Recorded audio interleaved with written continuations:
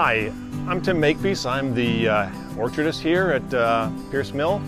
Isaac Peirce, who built the mill in around 1820, he also had an orchard business.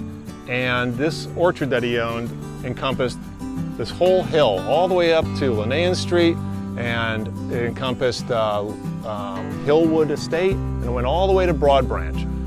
So we here at Friends of Peirce Mill, we are trying to recreate a fraction of that orchard that was here 200 years ago.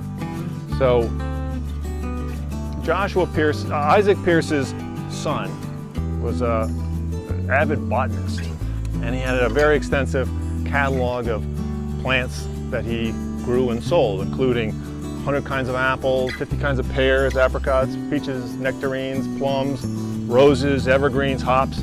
It's a crazy catalog. And I happen to have a copy of that catalog, which he printed in 1824. And from that, I've been able to use that as a template to graft over these trees to these heritage varieties that were grown here 200 years ago. For example, this tree here is a Hughes crab. Hughes crab was Thomas Jefferson's favorite cider apple. And he made a cider that he claimed to taste as closest to champagne. And then we have some trees up there that are called Albemarle pippins.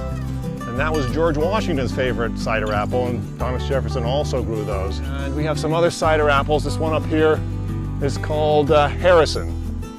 Harrison was an apple from about mid-1700s, and it was the cider apple all the way up through the 1800s until cider sort of lost favorability because of the temperance movement and the German immigrants who brought cheap beer. And but up until that point, there were just millions of these trees, and then they started tearing them out because if you can't, the Prohibition came along, so they tore them out. And if you can't, make hard cider, then it really didn't have much use.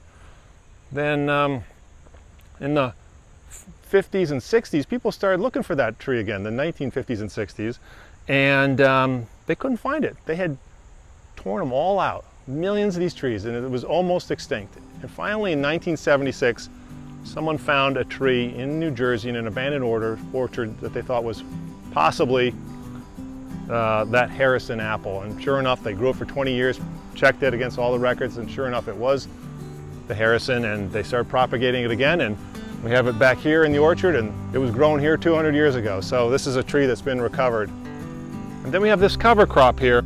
So we're trying to build the soil structure, and by growing an understory of plants, we are driving carbon into the soil. We are feeding them microfauna and microfungi, and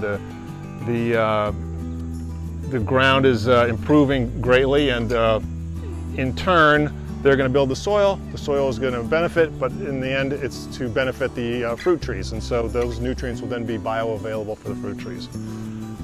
So that's the long and the short of it. So now I guess we will, I'll show you how to grind apples and turn them into cider. All right, well, we're over here at the Cider Press, and I'm going to demonstrate roughly how this thing works. So you got your apples, and then you got to grind them up into a pulp. Now, we're not going to grind today because we don't have enough apples to make it worthwhile, but this is, if you had enough, this is how it would work. You put the apples in this grinding thing, and then you turn that, and that will turn it into pulp.